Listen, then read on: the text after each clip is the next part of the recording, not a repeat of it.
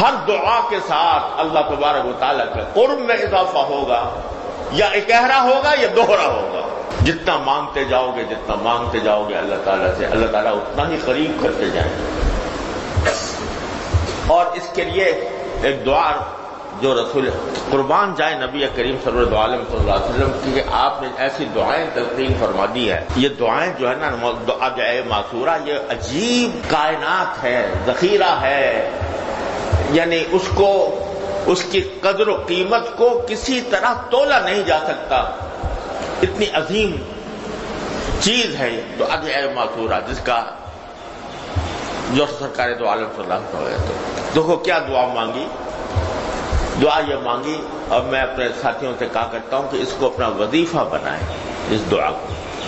اللہم اجعل لی عندک ولیجہ واجعل لی عندک زلفیٰ وحسن مآب۔ کیا لفظ استعمال فرمایا اللہ تعالیٰ نے، اللہ رسول کریم صلی اللہ علیہ وسلم، اللہم اجعل لی عندک ولیجہ، اے اللہ میرے لیے اپنی بارگاہ میں میرے لیے مجھے ولیجہ بنا لیجیے۔ اب اس کا ترجمہ کرنا بھی مشکل اردو میں، ولیجہ کیا ہوتا ہے؟ ولیجہ قرآن کریم میں بھی اس کا یہ ذکر لفظ آیا ہے، اور عربی زبان میں اصل میں اس شخص کو کہتے ہیں کہ جو کسی کے گھر میں بکثرت آتا جاتا ہو، بے روک ٹوک، کوئی روک ٹوک نہیں، ہر وقت کھلا ہے تمہارے لیے گھر، تو جس کا کثرت سے آنا جانا ہو کسی گھر میں، اور اس کو رازدار بھی، وہ رازدار بھی ہو گھر والے کا، ہم راز ہو، اس سے وہ اپنے راز کی باتیں کہتا ہو، کیا مانگ لیا اللہ رسول کریم صلی اللہ علیہ وسلم، یا اللہ مجھے اپنا کیا بنا لیجئے، ولیجہ بنا لیجئے، یعنی میرا آپ کے بارگاہ میں آنا جانا اتنی کثرت سے ہو کہ جیسے ہمراز لوگوں کا ہوتا ہے، کہ میں اپنی چھپی سے چھپی بات آپ کی بارگاہ میں عرض کر دوں اور آپ میری بات سن لیں، اور میں آپ کی بارگاہ میں بار حاضری کی مجھے توفیق عطا فرمائے۔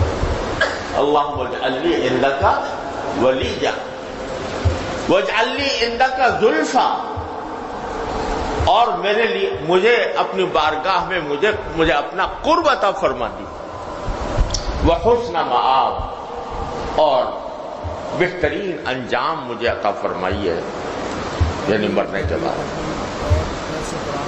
سرکار دو عالم صلی اللہ علیہ وسلم کی ایک دعا میں ایسی صورتحال ہے کہ اگر ایک دعا بھی قبول ہو جائے اللہ تبارک و تعالیٰ کی بارگاہ میں، انسان کا بیڑا پار ہو جائے۔ تو بتاؤ کہ وہ شخص جس کا اللہ تعالیٰ کے ہاں کثرت سے آنا جانا ہو، یہ ہے اجعل لی عندک ولیجہ، کہ مجھے ایسا بنا لیجیے کہ اب بار بار آنا جانا ہو۔ اور اس کے مفہوم میں ایک اور چیز بھی داخل ہے کہ اس کو اردو میں اس طرح بھی تعبیر کر سکتے ہیں کہ جس کا کسی دوسرے کے معاملات میں دخل ہو، دخل ہے کہ میں معاملات میں دخل ہے کہ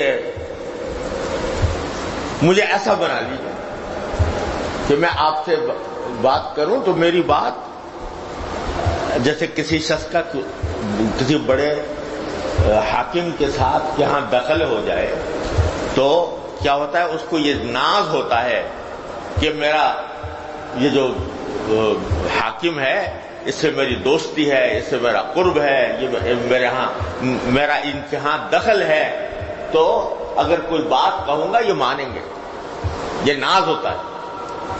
تو وہ بھی ولیجہ کے حکم میں تھا، ولیجہ کے مفہوم میں وہ بھی داخل ہے۔ تو کیا عجیب جملہ ہے،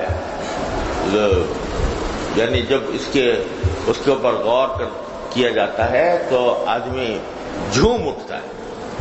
اللہم اجعل لی عندک ولیجہ واجعل لی عندک زلفیٰ وحسن مآب، یہ دعا کثرت سے مانگا کریں، یاد بھی کر لیں اور کثرت سے چلتے پھرتے اٹھتے بیٹھتے. ہوگا کیا اس کے نتیجے میں؟ اللہ تبارک و تعالیٰ اپنے فضل و کرم سے یہ عطا فرما دے ولیجہ. تو کیا ہوگا کہ ہم ہر وقت کچھ نہ کچھ باری تعالیٰ سے مانگ رہے ہوں گے، چلتے پھرتے اٹھتے بیٹھتے، دل میں، زبان سے دل میں کچھ نہ کچھ مانگ رہے ہوں گے. اور جب مانگ رہے ہوں گے کہ تو دنیا کے دینے والوں کا تو یہ حال ہوتا ہے کہ اگر تم کسی دنیا والے سے ایک مرتبہ مانگو، دے دیا اس نے خوش دلی سے، دوسری مرتبہ مانگو، چلو دے دیا، تیسری مرتبہ مانگو، دے دیا. اب تم نے چکر ہی لگا لیا کہ ہر وقت جا کے دروازہ کھٹکھٹا رہے ہو اس کا، تو وہ تمہیں کان پکڑ کے باہر نکال دے گا. تو تو نے وکیل بنا لیا ہے، ہر وقت اس سے مانگتا رہتا ہے. لیکن وہ بارگاہ کریم کی بارگاہ ہے، تو اس میں یہ کہتے ہیں کہ جتنا مجھ سے مانگو گے اتنا ہی میرا قرب حاصل ہوگا.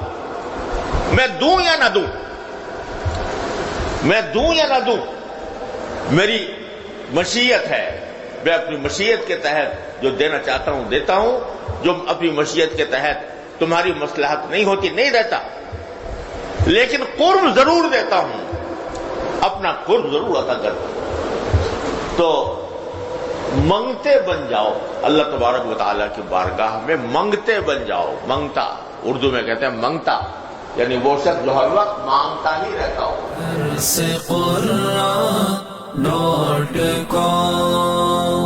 www.darsequran.com